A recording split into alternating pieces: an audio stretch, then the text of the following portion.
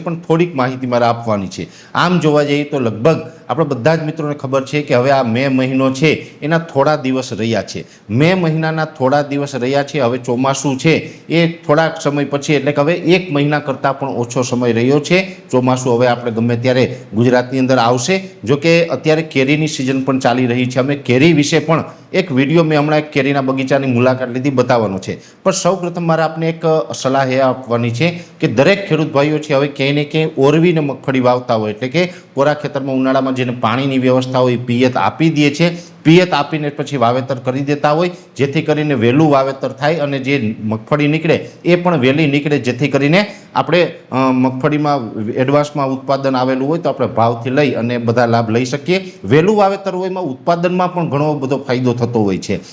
જે આપણે ઓરવીને વાવીએ છીએ એમાં થોડું ઘણું ઉત્પાદન પણ વધતું હોય છે અને આ બધા હેતુથી ખેડૂત ભાઈઓ છે એ વહેલું વાવેતર ઓરવીને કરતા હોય છે। જો કે ઓરવીને વાવેતર કરતા હોય છે એમાં ઘણી વખત એવું થાય વધારે પડતા વહેલું વાવેતર કરી દઈએ છીએ તો પાછળથી આપણા પાથરા પલળતા હોય ને ઘણું બધું નુકસાન આવતું હોય છે। એટલે અમે દર વખતે એક જ આગ્રહ રાખતા હોય છે કે ઓરવીને વાવેતર કરવું હોય તો કમસે કમ 25 મે આવવા દેવાની। 25 મે પહેલાં આપણે વાવેતર ન કરવું। 25 મેથી વાવેતરની શરૂઆત કરવી। ખાસ કરીને જો ઓરવીને વાવેતર કરતા હોય 25 થી લઈને 15 જૂન સુધીમાં તમે ગમે ત્યારે જો ઓરવીને વાવેતર કરતા હોય એ પછી કપાસ હોય કે મગફળી હોય લાંબા ગાળાની જાતો પસંદ કરવી, ટૂંકા ગાળાની જાતો ન પસંદ કરવી। ખાસ કરીને મગફળીની અંદર જોવા જઈએ તો 25 મેથી જો તમે ઓરવીને વાવેતર કરવાનું ચાલુ કરતા હોય G20, G22, 24 નંબર છે, 128 છે, BT32 છે, આ જે લાંબા ગાળાની વેરાયટી છે ગિરનાર 4 છે આ બધી વેરાયટીનું વાવેતર કરવું। દાખલા તરીકે 37 કે 39 કે વગેરે મગફળી આવે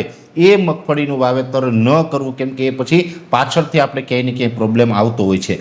છતાં પણ ખેડૂત ભાઈ પોતાનું ખેતર હોય પોતાની રીતે જ નિર્ણય લેવાનો હોય। આ તો જે લાંબા ગાળાના હવામાનના આધારે અને જે પાકની દ્રષ્ટિએ અમારું નોલેજ હોય એ પ્રમાણે અમે આપના સુધી આ માહિતી પહોંચાડવાનો પ્રયત્ન કરી રહ્યા છીએ।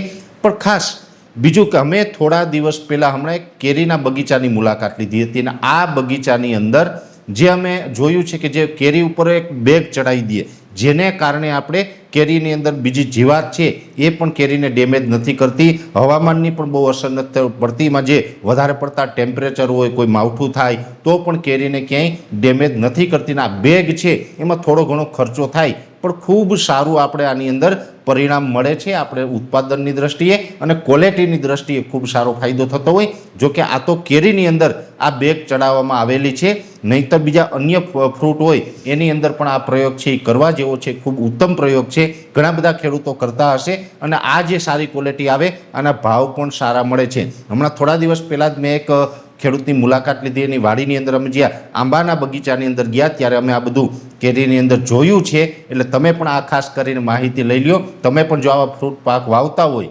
બગીચો હોય તો આ તમે પણ કરી શકો છો ને તમને પણ ફાયદો મળી શકે છે। આપણે આ એક માહિતી માટે થઈને એક વિડીયો બનાવેલો હતો।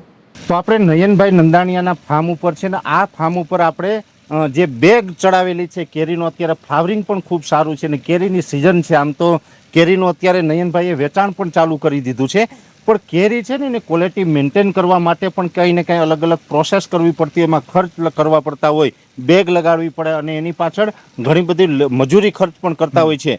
નયનભાઈના ફાર્મની અંદર તમે આ કેરીની અંદર જ્યાં બેગ જોતા હશે આ બેગ લગાડેલું છે દરેક કેરી આ બેગની અંદર કેરી છે જ્યાં કેરી આ લાગે છે આની અંદર પણ પછી ધીમે ધીમે બેગ લગાડી દેશે। જો આ પણ તમને ફ્લાવરિંગ દેખાતું હશે આનું આમાં પણ આ બેગ ચડાવશે। એટલે હવે આપણે પૂછવું છે નયનભાઈ આ બેગ શું કામ ચડાવી? બેગ છે ને એક તો કેરી ચોખ્ખી રહે એની અંદર કોઈ જીવજંતુ ન લાગે બરાબર પ્લસ વરસાદ કે કઈ આવે તો કેરી જે કાળી પડી જાય કાળી મહી આવી જાય એ પ્રશ્ન આમાં નથી આવતો અને એકદમ ચોખ્ખી કેરી રહી। અને અત્યારે ટૂંકમાં બગીચામાં હાખું પડવા વર્ગે એટલે સોનમાઈ ખાવાનો પ્રશ્ન રહી છે તો સોનમાઈ પણ આમાં ન આવે। સોનમાઈ ડંખ મારી દે તો કેરી બગડી જાય સારી લાગે અંદરથી બગડી જાય। એટલે ખૂબ જરૂરી એ છે ઘણી વખત બહારથી આપણે સારી કેરી લાગતી હોય જો કે આમાં ખર્ચો આવી જાય। અચ્છા 2.5-3 રૂપિયાની એક બેગ આવે અને એક કેરી પાછળ 5 થી 6 રૂપિયાનો ખર્ચો લાગે પણ એક નંગમાં એની સામે વળતર પણ મળી જાય ખેડૂતને। હા એટલે સારી ક્વોલિટી જો જોતી હોય ને એ મેન્ટેન કરે ને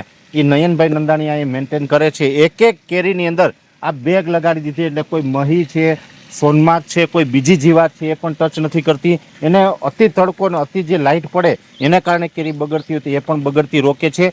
માનીએ કે માવઠું થાય, કંઈ છાંટછૂટ થાય અને છાંટા પડે તો એમાં પણ એ બેગની હિસાબે એને ઘણું બધું રક્ષણ મળતું હોય છે. અને આ કેરી છે એ ખૂબ ઉત્તમ હોય. ને આની અંદર જે ક્વોલિટી બનાવી છે, મને હમણાં નયનભાઈએ વાત કરી, એક વખત તો આપણે આનું વેચાણ કર્યું છે. એ તમે બોક્સ, એક બોક્સ 10 કિલોનું 10 હોય. કિલોનું. એ કેટલા રૂપિયામાં તમારા એ રેટમાં ગયું? 2550 રૂપિયામાં ગયું હતું, 2550 પોરબંદર યાર્ડમાં. હા, 2550 રૂપિયામાં યાર્ડની અંદર હોલસેલમાં. એટલે રિટેલમાં તો પછી એનો પણ ભાવ વધી જતો હોય છે. એટલે જેટલી ક્વોલિટી સારી હોય ને એટલું આપણે ક્યાંય ને ક્યાંય ખેડૂત છે એ વધારે પૈસા પણ છે એમાંથી કમાઈ શકે છે. એટલે આંબાના બગીચા કરતા દરેક ખેડૂત ભાઈએ નોંધ લેવાની છે. નયનભાઈએ જે પ્રકારે એક એક કેરીની અંદર આ બેગ લગાડી છે, આ રીતે બેગ લગાડી અને ઊંચી ક્વોલિટી જો આપણે તૈયાર કરીએ તો ઊંચી ક્વોલિટીના આપણે સારા ભાવ મળતા હોય. એનું ઉત્તમ ઉદાહરણ છે અહીંયા આપણે પૂરું પાડ્યું છે. વિશેષ માહિતી છે નેક્સ્ટ વિડીયોમાં આપવામાં આવશે. અત્યારે આ વિડીયોની અંદર એટલું જ. અંતમાં દરેક મિત્રોને વિનંતી રહેશે, વિડીયો લાઈક આપીને દરેક ગ્રુપમાં શેર કરી દેવો. જો તમે અમને યુટ્યુબ ઉપર જોઈ રહ્યા હોય તો ચેનલને સબસ્ક્રાઈબ કરજો. સાથે અમારું ફેસબુક તથા ઇન્સ્ટાગ્રામ આઈડીને ફોલો કરજો. નમસ્કાર.